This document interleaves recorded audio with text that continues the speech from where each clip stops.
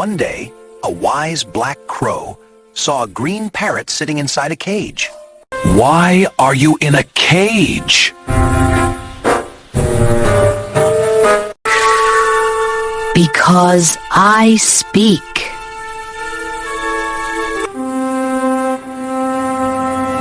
Speaking is good, but knowing when to speak is wisdom. I thought talking was my strength. I fly freely because I stay quiet and observe.